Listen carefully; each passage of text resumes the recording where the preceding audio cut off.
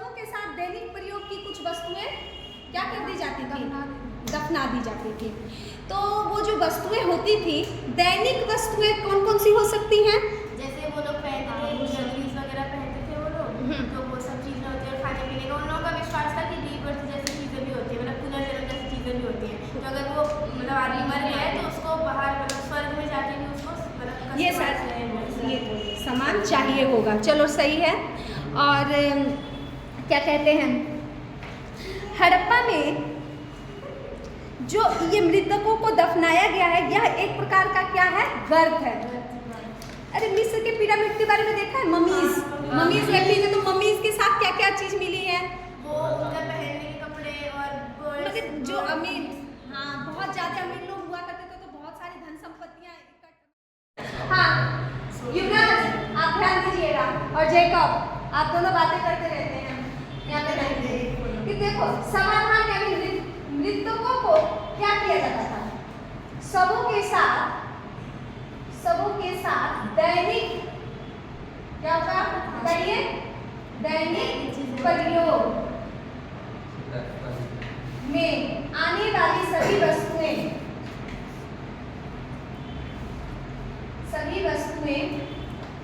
उनके साथ ही दफनाई जाती थी, सबों के साथ ही दफनाई जाती थी, शवों के साथ दफनाई जाती थी ही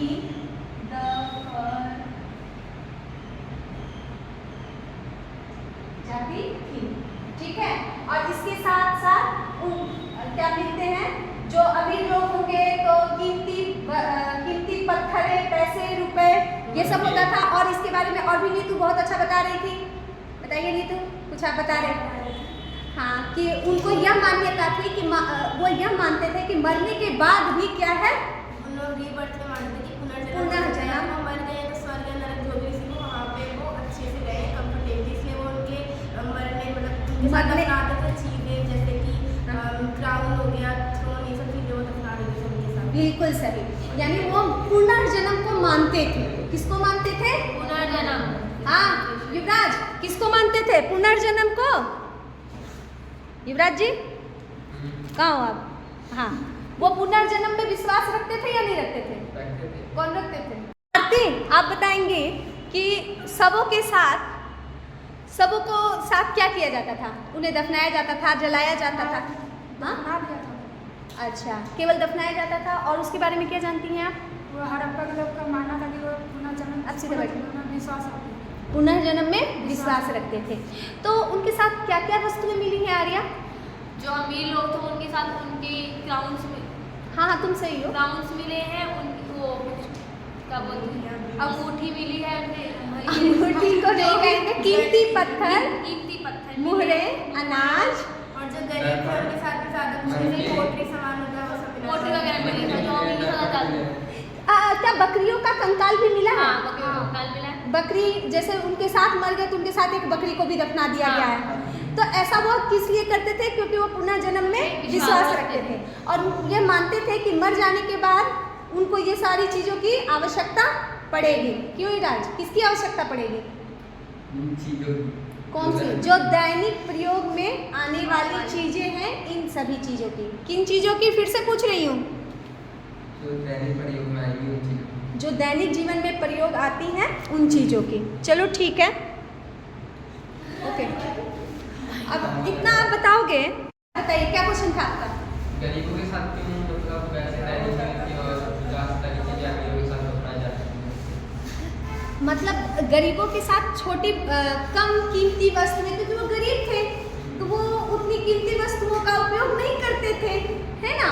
जो अब मान लो अभी भी जो हिंदू लोग हैं वो लोग क्या करते हैं जानते हो? दो तरह के बाभन होते हैं। एक कटहवा बाभन होता है और एक अच्छे वाले ब्राह्मण होते हैं।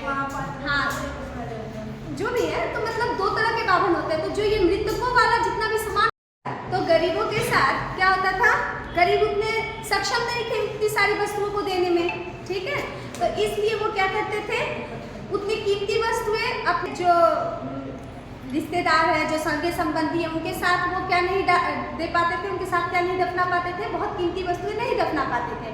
तो नॉर्मल चीज़ें ही वो दफनाते थे, जिस तरह से कम कीमती वस्तुएं। और आज ही के ज़माने में देख लो, आज के ज़माने में क्या होता है कि अभी भी दान दिए जाते हैं। तो जो बहुत अमीर लोग होते हैं वो क्या करते हैं, मर जाने के बाद जो 13वीं होती है उसमें हिंदू समाज में ये आपको देखने को मिलेगा कि वो लोग बहुत बर्तन, कपड़े, बेड सेट, गाय भैंस, बकरी, मतलब हर एक चीज़, गोदान, वस्त्रदान, मतलब पादुका मतलब पैर के चप्पल, जूते, हर एक चीज़ दान में देते हैं मरने के बाद लोगों की जो 13वीं करते हैं। तो जो जैसा होता है वो वैसा दान देता है, ठीक है। कोई ज़रूरी नहीं है कि बहुत कीमती ही चीज़ दिया जाए, अपने जितना वो सक्षम है उतना ही वो देगा, ठीक। अब आगे शिल्प उत्पादन के लिए शिल्प के बारे में आपको बात करना पड़ेगा, बताइए क्या है शिल्प उत्पादन। क्या वो शिल्प उत्पादन के लिए केवल स्थानीय माल ही लाते थे? मतलब हड़प्पा सभ्यता के जो लोग थे, इतना ही ध्यान देना, वो हड़प्पा के आसपास में जितने सिविलाइजेशन जो भी थी, जो भी संस्कृति फैल रही थी, आसपास के स्थानों से ही माल उठाते थे या फिर दूर दराज से भी माल मंगवाते थे? ट्रेड करते थे, व्यापार करते थे। कहाँ से व्यापार? दिल्ली चेक करना। हाँ, कॉपी दिखाइए, सब अपनी अपनी कॉपी दिखाएंगे। हाँ, कॉपी दिखाइए, थोड़ा और भी लिख लो। इतना ही तो लिखा है आपने। और जो बताया है वो पूरा छपवाऊँ? हाँ, छपवा दो। तो ठीक है, नहीं बस इतना। मेटिला के बारे में आपने नहीं लिखा। मेटिला कहाँ वर्णित है? मेसोपोटामिया में। देखो मैं मोटुला नहीं